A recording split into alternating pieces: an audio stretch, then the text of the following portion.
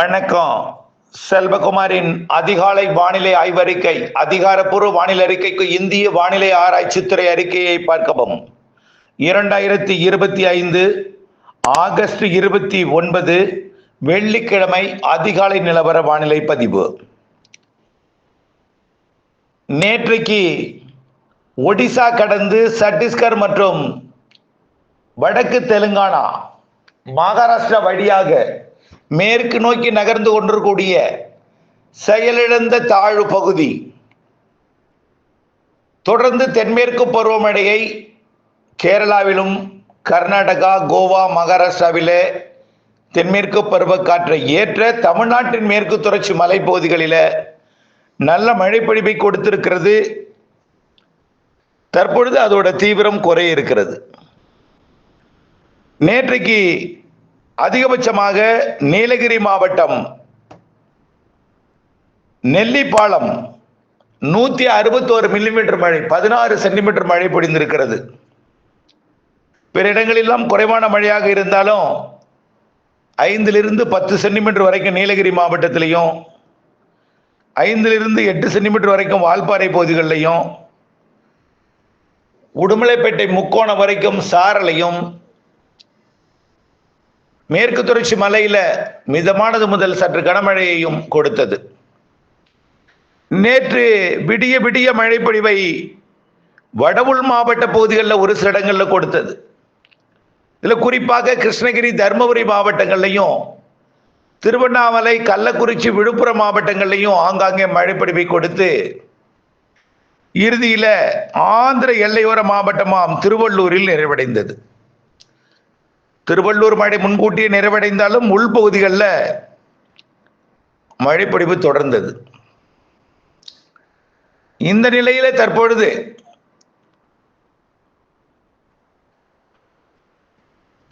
மழை தொடர்ந்து கொண்டிருக்கிறது. எங்கன்னு பார்த்தீங்கன்னா சேலம், தருமபுரி மாவட்டத்தோட கல்வராயன் மலைப்பகுதிகளில், மேலும் கர்நாடக எல்லையோர கிழக்கு தொடர்ச்சி மலைப்பகுதிகளில், அதாவது தருமபுரி, கிருஷ்ணகிரி மாவட்ட மலைப்பகுதி, தருமபுரி, சேலம் மாவட்ட கல்வராயன் மலைப்பகுதி, கொல்லிமலை, பச்சைமலை பகுதிகளிலையும் லேசான மழை தொடர்ந்து கொண்டிருக்கு தூறலாக. இப்படி இருக்கிற நிலையில இன்றைக்கு வானிலை எப்படி அமையணும் பார்த்தீங்கன்னா, ஒரே ஒரு தலைப்புச் செய்தி. நிறைய பேர் மழை இல்லாத காரணத்தினாலே இந்த ஆண்டு இப்படியே போய்விடுமோ என்கின்ற சந்தேக பார்வையில் பார்க்கிறீர்கள். தயவு செய்து புரிஞ்சுக்குங்க. டெல்டா மாவட்டங்களில் இப்படித்தான் வேதாரண்யத்தில் 10-15 சென்டிமீட்டர் வரைக்கும் ஒரே நாளில் கொட்டி இருக்குது. மன்னார்குடியில் 11 சென்டிமீட்டர் வரைக்கும் ஒரே நாளில் கொட்டி இருக்கு. வட மாவட்டங்களிலே பல வாரங்களாக மழை பொழிந்தது. இப்பொழுது தொடர்ந்து கொண்டிருக்கு. நல்லா புரிஞ்சுக்குங்க. நிகழ்வு வட மாநிலங்களிலே மேக வெடிப்பு மழை பொழிவை கொடுத்து கொண்டிருக்கு. இப்ப இருக்கக்கூடிய கடல் அமைப்பு தான் தொடர்ந்து பொங்கல் வரை இருக்க போகிறது. அதாவது நெகட்டிவ் ஐஓடி மற்றும் லானினா அமைப்பு இப்ப இருக்கிற கடல் வெப்பத்தை விட கூடத்தான் போகிறது. ஆக சற்றே சிந்தித்து பார்க்கணும், குழம்ப வேண்டாம். நீண்ட கால அறிக்கையில் எந்த மாற்றமும் இல்லை. ஏதேனும் மனதில் போட்டு குழப்பிக் கொள்ள வேண்டாம். பொறுத்திருந்து பாருங்கள், எல்லாம் உண்மை புரியும். இணைந்திருங்கள். அடுத்தபடியா இன்றிலிருந்து வானிலை அறிக்கைக்குள் போவோம். இறுதி வரை கேட்டு பயன்பெறுக. ஆந்திர பிரதேசம் வழியாக, வடக்கு ஆந்திர பிரதேசம் மற்றும் தெலுங்கானாவின் வடக்கு ஓரம் வழியாக கடந்து கொண்டிருக்கூடிய இரு காற்று இணைவு ஏற்படுத்தி கொண்டு நகர்ந்து கொண்டிருக்கூடிய இந்த நிகழ்வு இன்றைக்கு ஹைதராபாத்துக்கும் நாக்பூருக்கும் இடைப்பட்ட பகுதியில் கனமழை பொழிவை கொடுத்து கொண்டே அப்படியே மும்பைக்கும் அகமதாபாத்துக்கும் இடைப்பட்ட பகுதிக்கும், ஏன் இமயமலை எல்லையோரம் வரைக்கும் இந்த இடத்துல இருகாற்று இணைவு எப்படி நடைபெறுகிறதோ அதே போல இமயமலையிலையும் வெப்ப நீராவி கொண்டு போய் ஏற்றுகிறது. ஒடிசாவில் இருந்து நேர கொண்டு போய் இமயமலையில மோதி டெல்லிக்கு வடக்கே இருக்கக்கூடிய உத்தரகாண்ட், நேபாளத்தின் எல்லையோர உத்தரப்பிரதேசம், அப்படியே பார்த்தீங்கன்னா பாகிஸ்தான் எல்லையோரம் வரைக்கும் மேகவெடிப்பு மழை இல்லைன்னா கூட கனமழை, மிக கனமழை பிடிப்பு தொடர்ந்து கொண்டிருக்கு. ஏற்கனவே மேகவெடிப்பு மழை பெய்ய போகிறது என்று அந்த வரைபடத்தை காட்டி பாகிஸ்தான் எல்லையோர காஷ்மீரிலே நீடித்துக் கொண்டிருந்த அந்த நிகழ்வை இணைப்பு சுழற்சியால் பிணைக்கப்பட்டிருக்கிறது. நீராவி காற்று காஷ்மீரில் குவிகிறது மேகவெடிப்பு மழை என்று எச்சரித்துக் கொண்டிருந்ததையும் நினைவுபடுத்த விரும்புகிறேன். பாவம், ரொம்ப கஷ்டப்பட்டு இருக்காங்க காஷ்மீர் மக்கள். கால்நடைகள் உட்பட, வாயில்லா ஜீவன் என்று சொல்லக்கூடிய கால்நடைகள் உட்பட பாதிப்படைந்திருக்கிறது. ரொம்ப கஷ்டமா இருக்கு. ரைட், இன்றைக்கு எப்படி இருக்கும் என்பதை பார்ப்போம். இன்றைக்கு மேற்கு தொடர்ச்சி மலை பகுதிகளில் பொழிந்து கொண்டிருக்கூடிய மழை இன்றைக்கு ஒரு நாள் நீடிக்கும். அதாவது 29ஆம் தேதி வெள்ளிக்கிழமை ஒரு நாள் நீடிக்கும். அதற்கு பிறகு படிப்படியாக குறைய தொடங்கிடும். மிகவும் குறைந்திருக்கும். ஆனால் மேற்கு காற்று, நீராவி காற்று கொஞ்சம் தமிழ்நாட்டின் வழியா வந்து கொண்டிருக்கும். ஏனென்றால் தென்சீன கடற்பகுதியிலிருந்து அடுத்தடுத்த நிகழ்வுகள், பிலிப்பைன்ஸ் கிட்ட ஒன்று, ஹாங்காங் கிட்ட ஒன்று, அப்படியே வியட்நாம் கடந்து கொண்டிருப்பது ஒன்று, எல்லாம் வரிசை கட்டி நிற்கிறது என்று நேற்று முன்தினம் வரைபடம் சமர்ப்பித்திருந்தேன். ஆக வரிசை கட்டி நிற்பது எல்லாமே வங்கக்கடலோட ஒடிசா கடலோரம் வரப்போகிறது. ஒடிசா கடலோரம் வழி ஒன்று இப்போ இருப்பது பாகிஸ்தான் எல்லையோரம் போக போகிறது. அடுத்து இருப்பது 1ஆம் தேதி 2ஆம் தேதி வாக்கில் அது குஜராத் கரையோரம் போக போகிறது. அடுத்து இருப்பது மகாராஷ்டிரா கரையோரம், குஜராத்தை ஒட்டி போக போகிறது. ஆக எல்லாம் கொஞ்சம் கொஞ்சமா தெற்கு நோக்கி வரும். நிகழ்வு வடக்கே வைத்து வருவது தெற்கு நோக்கி திரும்புது. நல்லா புரிஞ்சுக்குங்க. நிகழ்வு எதுவுமே நேரடியா வங்கக்கடலுக்குள்ள வந்து இறங்கல, வடகிழக்கு மாநிலங்களுக்குள் வந்துதான் வங்கக்கடலுக்கு வருது. அப்ப கொஞ்சம் கொஞ்சமாக நிகழ்வு தெற்கு நோக்கி வரும். அதன் அடிப்படையில தென்மேற்கு பருவக்காற்று கேரளா வழியாக நுழைந்து கொண்டிருக்கும். கேரளாவில் லேசான மழை இருந்து கொண்டிருக்கும். நேற்று முன்தினம் இருந்த தீவிரம் இன்று நள்ளிரவு, நேற்று நள்ளிரவு இன்றைக்கு அதிகாலை இருக்கக்கூடிய தீவிரம் என்பது கொஞ்சம் குறையும். ஆனால் மழை இருக்கும், பெரிதா இருக்காது. நீலகிரியில 3-5 சென்டிமீட்டருக்குள்ள இருக்கும், 2 சென்டிமீட்டர் குறையாது இருக்கும், இருந்துட்டே இருக்கும். எப்போ? 2ஆம் தேதி வரைக்கும். தமிழ்நாட்டை பொறுத்த வரைக்கும் வடகடலோர வட உள் மாவட்ட பகுதிகளில் இன்னும் 2-3 நாளைக்கு மழை இருக்கும். அதாவது 2-3 நாள்ல இன்றைக்கு இருக்கும். 29-30 சென்னைக்கு எட்டாது, வட உள் மாவட்ட பகுதிகளில் மட்டும் எட்டும். காரணம், கிழக்கு திசை காற்று உள்ளே நுழையும். அதாவது ஒடிசா கடந்து உள்ளே போய் கொண்டிருக்கூடிய நிகழ்வை நோக்கி கிழக்கு காற்று நுழையும், தெற்கு காற்று நுழையும். இதனால கடலோரம் வரை மழை எட்டாது. இன்றைக்கு ஒரு நாள் மட்டும் சென்னை வரை மழை எட்டும், 29ஆம் தேதி. அதே போல வட உள் மாவட்ட பகுதிகளிலையும் மலைகளால் மரங்களால் குளிர்வித்து மழை பொழிவை கொடுக்கும். அப்புறம் கடலோரத்தில் இருந்து நுழையக்கூடிய காற்றால் உள் மாவட்டங்களில் மழை பொழிவை கொடுக்கும். வட உள் மாவட்ட பகுதி தான் நான் அறிவிக்கிறேன். அதே போல இன்னொரு இடம், தென் மாவட்டத்தின் மதுரை, சிவகங்கை, ராமநாதபுரம், புதுக்கோட்டை உள்ளிட்ட பகுதிகளில் ஒரு சில இடங்களிலே மழை இருக்கும்.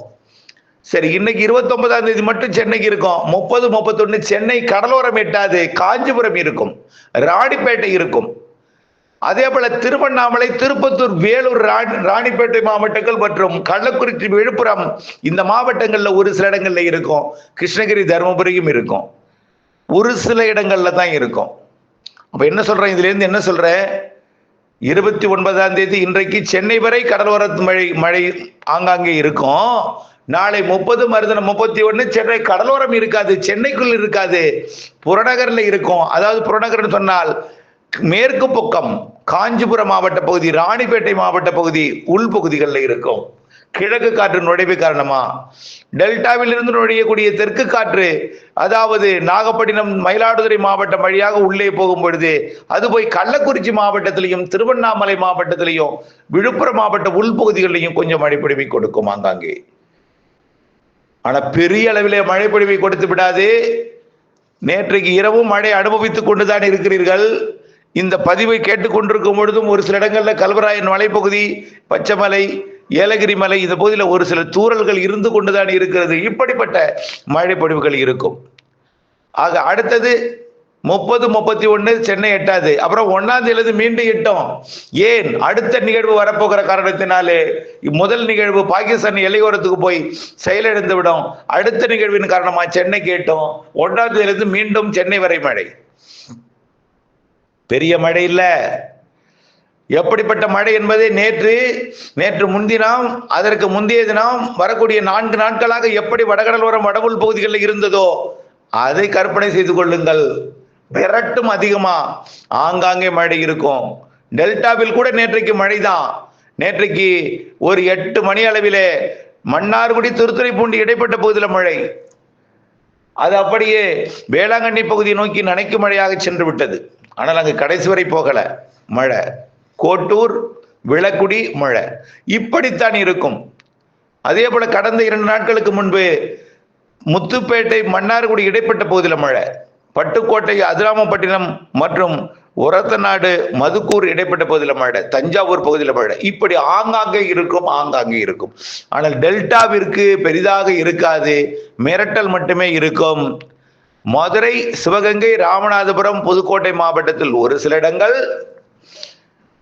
ஈரோடு மாவட்டம் வடக்கு பகுதி, கிருஷ்ணகிரி, தருமபுரி, சேலம் மற்றும் நாமக்கல், திருப்பத்தூர், வேலூர், ராணிப்பேட்டை, திருவண்ணாமலை, கள்ளக்குறிச்சி, விழுப்புரம், புதுச்சேரி, சென்னை, திருவள்ளூர், காஞ்சிபுரம், செங்கல்பட்டு, கடலூர், அரியலூர், பெரம்பலூருக்கு வடக்கே இருக்கும். ஆனால் 30-31 சென்னைக்கு இருக்காது. ஆனால் இன்று இருக்கும். மீண்டும் 1ஆம் தேதியிலிருந்து சென்னைக்கு எட்டும். பெரிய மழை அல்ல, பெரும்பாலும் 1 சென்டிமீட்டர் 2 சென்டிமீட்டர் அளவில் மழையை கொடுக்கும். அவ்வளவுதான். அறுவடை விவசாயிகள், உலர்த்தும் விவசாயிகளுக்கு முன்னெச்சரிக்கைக்காகத்தான் இதை வழங்குகிறேன். மழை நோக்கி இருப்பவர்களுக்கு இது உறுதியாக மழை பெய்யும் என்று நினைக்கக்கூடாது. பெய்யலாம், ஒதுக்கலாம் என்ற நினைவுடன் இருந்தால், ஒதுக்கினால் உங்களுக்கு எந்தவித பிரச்சனை வராது. பெய்யும் என்று நம்பிக்கை கொண்டு எதையும் திட்டத்தை வகுத்து விடாதீர். பரவலான மழை, தீவிர மழையெல்லாம் 8ஆம் தேதியிலிருந்து தான் சொல்லியிருக்கிறேன். ஏனென்றால் 5ஆம் தேதியிலிருந்து கொஞ்சம் தொடக்கம். 2ஆம் தேதி 3ஆம் தேதி சென்னையில் பெய்யக்கூடிய மழை மெல்ல டெல்டாவிற்கு 4ஆம் தேதி 5ஆம் தேதி 6ஆம் தேதி வாக்கில் டெல்டாவிற்கும் வரும். 8ஆம் தேதிக்கு மேல் இன்னும் கொஞ்சம் பரவலாகும். கொஞ்சமாக 2வது வாரத்தில் தீவிரமடையும். உறுதியாக 12ஆம் தேதியிலிருந்து நிகழ்வு மழை, காற்று சுழற்சி மழை. சார் நிகழ்வுன்னா வேண்டாம் சார், எங்களுக்கு நிகழ்வு பாலக்காட்டு கணவாய்க்கு குண்டடத்துக்கு மழை பெறாது, நிகழ்வு வேண்டான்னு சொல்லலாம். அந்த நிகழ்வு அல்ல, வளிமண்டல சுழற்சி. கிழக்கு காற்றை மேற்கு காற்றை சந்திப்பை ஏற்படுத்த வேண்டும். அதாவது மேற்கிலிருந்து தென்மேற்கு பருவ காற்றை இடைமறித்து தேக்க வேண்டும். அப்பத்தான் வெப்பச்சலன புழுக்கம் ஏற்பட்டு மழைப்பொழிவு எல்லாம் கொடுக்கும். வளிமண்டலத்துல குளிர்விக்கும் கீழே புழுக்கம் ஏற்படும். அந்த மழைப்பொழிவு கண்டிப்பாக வரக்கூடிய புரட்டாசியில நல்ல மழைப்பொழிவை கொடுக்கும். ஆந்திர பிரதேசம், தெலுங்கானா, கர்நாடகா, கேரளாவிற்கு சிறப்பான மழை செப்டம்பர் இறுதி 15 நாள், அக்டோபர் முன் 15 நாள் இருக்கிறது. அதனை தொடர்ந்து வடகிழக்கு பருவமழை தொடங்கிவிடும். புரிந்திருக்கும் என்று நினைக்கிறேன். வானிலை ஆய்வறிக்கையுடன் தினசரி இணைந்திருந்து வானிலை அப்டேட்ஸ் மாறுதல் அறிந்து திட்டமிட்ட வேளாண்மை செய்து லாபம் அடைந்த அன்போடு கேட்டுக்கொள்கிறேன். தூறல் விழுந்ததும் இன்றைக்கு எழுதி வைத்த வானிலை அறிக்கையை இதே 15 நாட்களுக்கு செல்லும் என்று நினைத்துவிட்டு 15 நாட்கள் கழித்து வந்து பார்க்கிறீர்கள். கடந்த ஆண்டு ஒருவர் பார்த்துவிட்டு நேற்று ஒரு வந்து இந்த ஆண்டு பார்க்கவில்லை என்று மழை பெய்யுமா என்று கேட்கிறார். இப்படிப்பட்டவை எல்லாம் வேதனை அளிக்கிறது. ஆண்டு முழுவதும் 365 நாளும் 2 முறை குறைந்தபட்சம் 2 அறிக்கைகள் உங்களுக்காக சமர்ப்பித்துக் கொண்டிருக்கிறேன். புரிந்து கொள்ளுங்கள், இணைந்திருங்கள் அப்டேட்ஸுடன். உங்கள் லாபத்திற்காக. நன்றி.